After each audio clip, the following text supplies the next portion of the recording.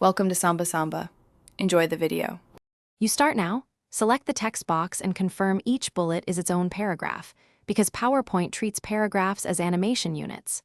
Once done, open animations and pick an entrance effect like appear or fade. Make sure it's applied to the text box. Next, go to Effect Options and choose the animation style you prefer.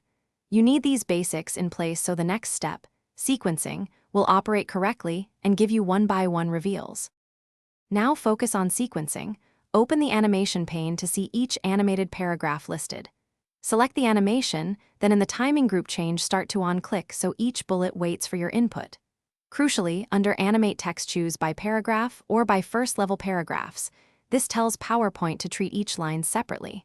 Once set, test with slideshow, click to advance bullets. Make sure the order matches your visual flow. Reorder items in the pane if needed. Finish by refining timing.